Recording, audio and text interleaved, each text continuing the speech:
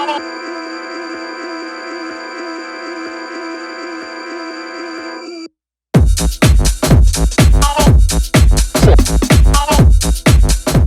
up, fam? It's your boy Demuir here, purveyor of all sounds underground. Thank you for joining me on my YouTube channel today, where I'll be talking about tools to help people with air training who are not necessarily musicians. I don't consider myself a musician. I just happen to be lucky enough to be in a household with a musician, so my air training experience was much different.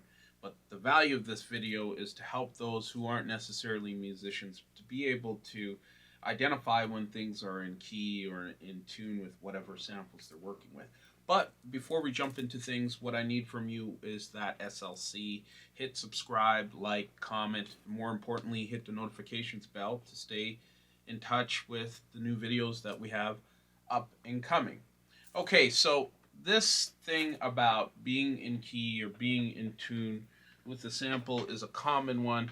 I'll be honest, I was ignorant to this in my early days of production when I was, starting in hip hop. And I'm sorry, I'm missing my arm there.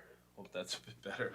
When, I had engineers telling me about the importance of being in key or in tune with the key of the sample, and I just thought, that was a bunch of garbage or whatever, but it's actually quite important. When things are in key, they sound better, they sound louder from a drum perspective.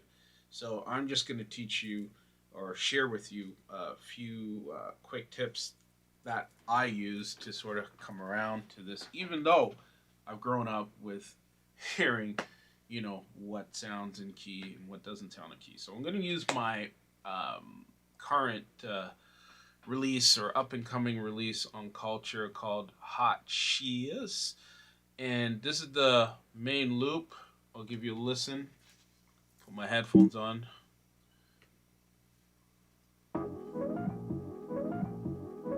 So what I typically do when this is happening, I'm listening to the loop and I'll just, Serato sample tells me this is F sharp major.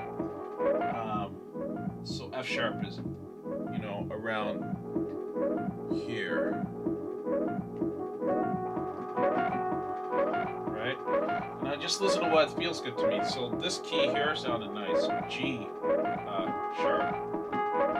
You hear that? It's like so let's just stop. That sounds and feels right to me. And,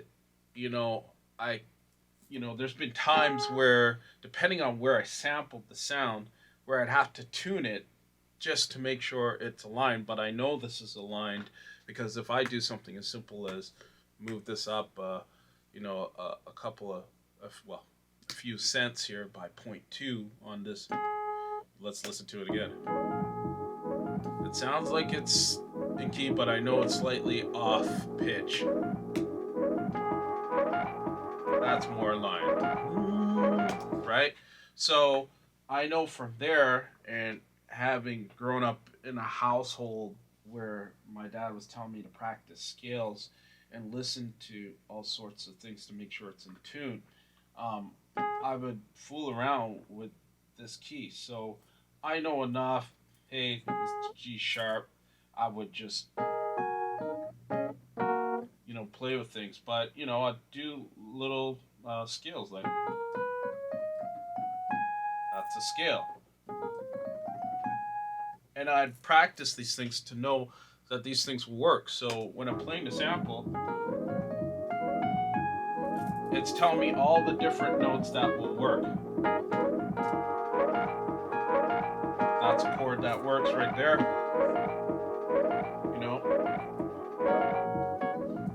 And you would just go through these things just in your spare time, like practice these things where you're identifying the notes and weighing it against the sample and say, okay, that's cool.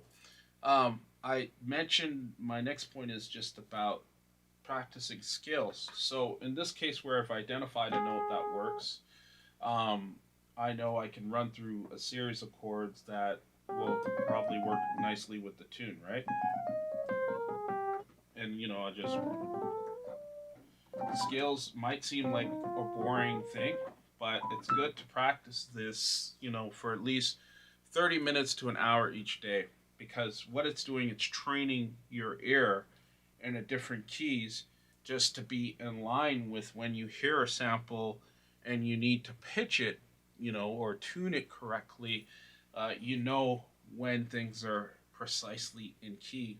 Like, there really is no excuse for music being out of key.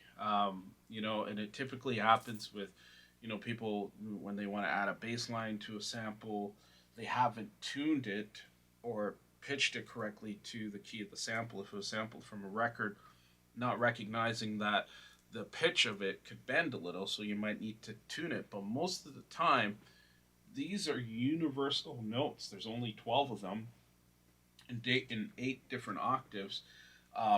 When you are sampling something digitally, you don't have to worry about the pitch in a sample moving around. So when you find a note that syncs up nicely, and this is a perfect example, this is a digital sample, I know that works.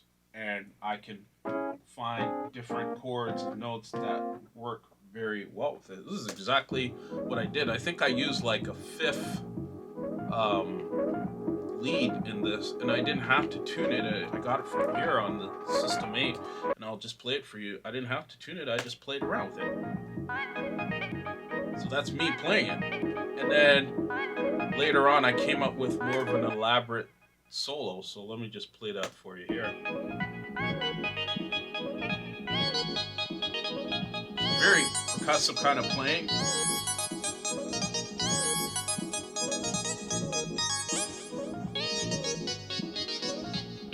Can you let it go?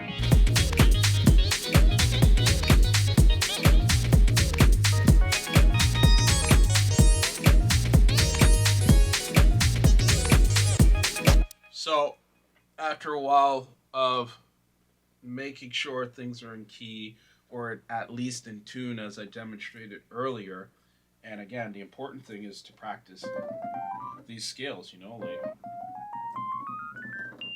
and backwards, and with your left hand.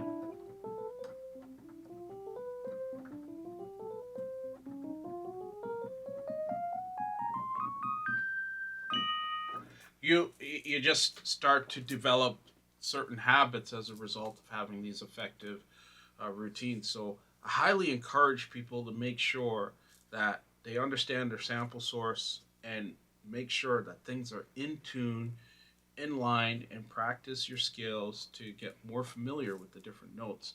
You'll be more advanced and musical in the stuff that you're putting together.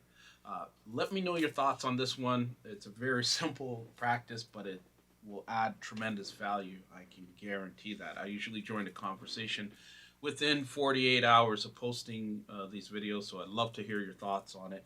Much love and respect to you. Peace.